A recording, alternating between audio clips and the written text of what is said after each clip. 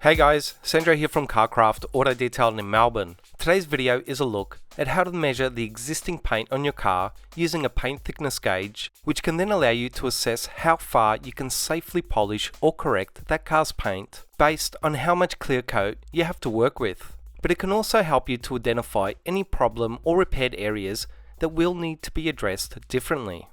Firstly, I want to get the technical stuff out of the way, which is important to understand on a theory level in the way of what these measurements really mean and relate to. Generally, we measure paint in either microns or mils. Now a micron, which is short for a micrometer, is the equivalent of 0.001 of a millimeter or 1 millionth of a meter. And 25.4 of these microns equals 1 mil, which is a thousandth of an inch.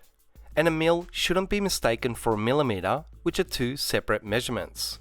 But what's really important here is knowing you are dealing with an extremely thin measurement of paint on most cars that is usually about the thickness of a sheet of paper. But even more so is understanding how much of this paint you will actually be removing when performing various levels of paint correction, such as polishing, compounding and wet sanding, and knowing what level of paint correction is safe depending on your paint thickness gauge readings. Paint or coat thickness gauges have come a really long way in the last few years, that has seen them become much more affordable and accurate as they have become more popular and widely used. And as with all technology, they've also advanced, now being able to measure paint thickness on a variety of materials beyond traditional metals to alloys, plastics, fiberglass and carbon fiber surfaces. And what's more, some of these gauges can also measure individual layers of paint on certain materials, allowing you to distinguish how much primer, base coat and clear coat is individually layered on a certain car panel. However, these more advanced paint thickness gauges are still quite expensive and beyond the reach of many enthusiasts and professionals. But your more standard but still reliable paint thickness gauges can now be found for around $100 and are well within the reach of most professionals and enthusiasts. The one I use and have used for the last couple of years is the 8801 FN digital coating thickness gauge that can take measurements between 0 to 1250 microns or 0 to 50 mils and measure on both standard magnetic metals as well as alloys. I'll add a link to it in the description box, but it's actually come down in price quite a bit since I bought it a couple of years ago. But having said that, my previous paint thickness gauge was twice the price and only half as good, which again shows you how quickly this technology is moving and becoming more affordable.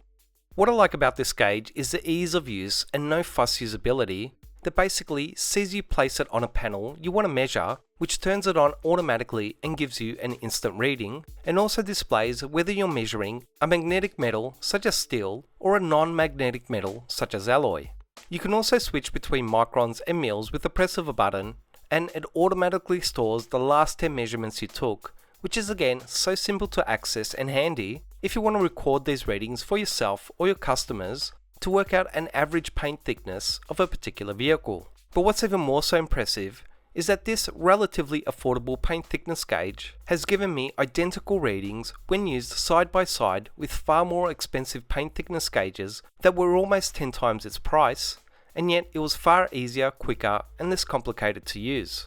Now, that doesn't mean that all cheaper or more affordable paint thickness gauges are all the same, as I am guilty of purchasing a dirt cheap one, mostly out of curiosity, which turned out to be complete rubbish, having no consistency in its readings and being way off in its measurements when tested alongside more reputable gauges. Also, any half decent paint thickness gauge will come with some bare metal discs or plates and measuring shims that will allow you to see if it is correctly calibrated by testing the thickness readings of the shims over the bare metal plates. And as long as the measurement is plus or minus 3 microns, it's working well within its accuracy range. But if not, the 8801 FN has a very simple process to recalibrate the gauge, though it isn't something I've had to do with it as yet. So with all that technical stuff out of the way, and assuming you don't have a more advanced gauge that costs thousands of dollars, how do you measure how much clear coat is on the paint and understand how safe and how aggressive you can be in relation to correcting a car's paint based on those readings, as well as identifying potential risk areas of repaired work? The truth is that after a while, you will become familiar with certain paint thickness readings and begin to understand or calculate in your head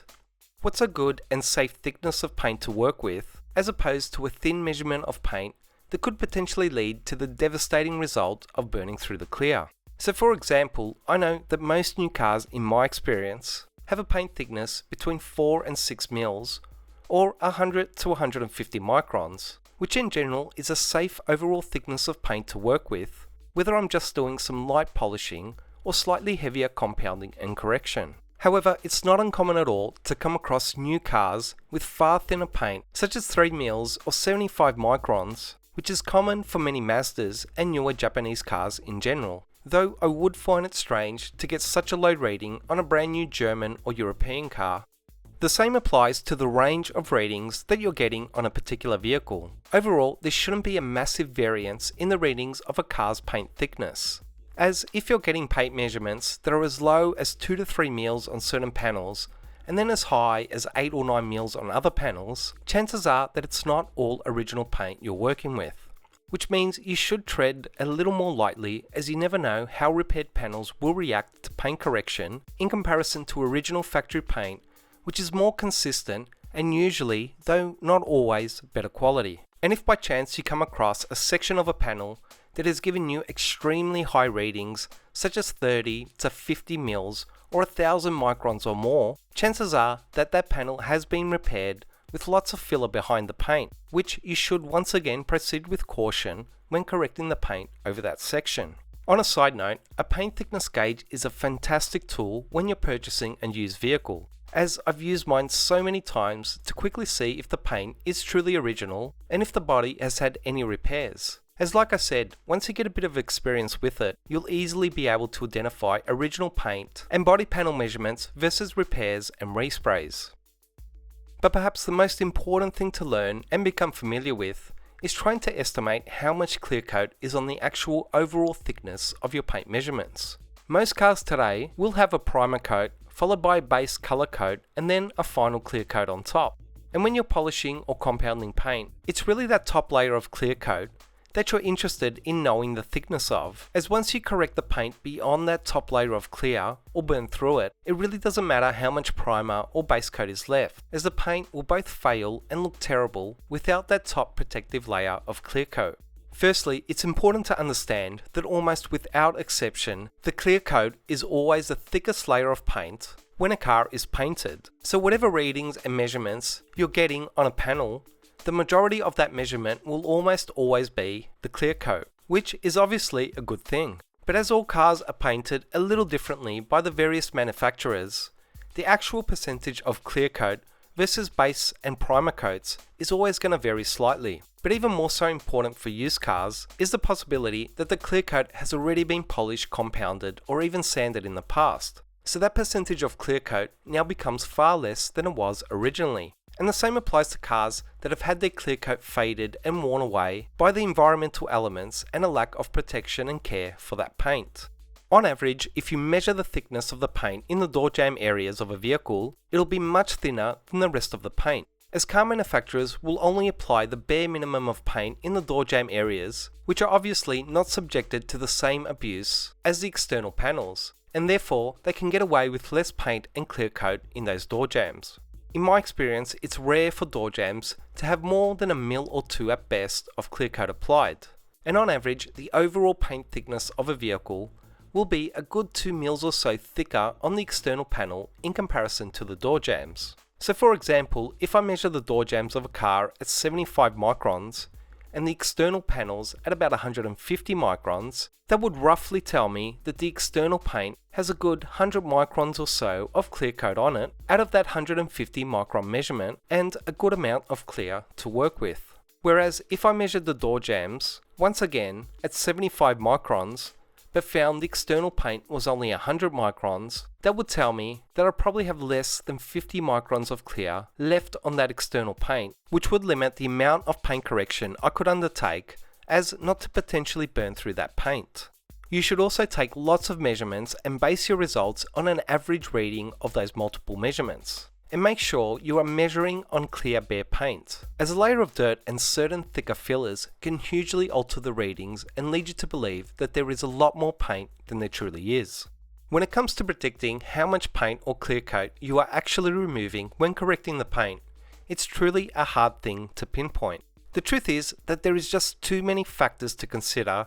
to produce some sort of chart that'll plot the micron measurements of clear coat that has been removed during various levels of paint correction. How much clear you remove will be largely based on if you are using the least aggressive method to remove the defects, how bad those defects are, how soft or hard the paint is, what machines and personal techniques and methods you use, and the overall condition of that paint being well maintained and not oxidized or deteriorating. All I can do is give very generalized advice based on my experience and results that on average a light single stage polish or a paint enhancement polish will barely remove a measurable amount of paint.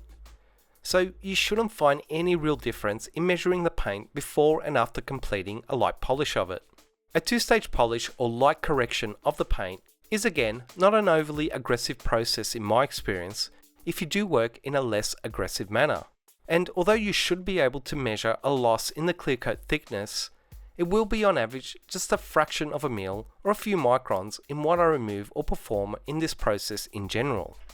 A three-stage or full correction is where you do begin to remove what I consider to be a substantial amount of clear coat.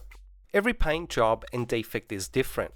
but if the paint is that heavily damaged where it does require heavy compounds, pads and machines to restore and correct it, it does become in most cases a 1 or 2 time thing that can be performed safely before there is too little clear coat remaining to do any more heavy correction. Even more so is sanding and deeper scratch removal, where in most cases, at least on original factory paint,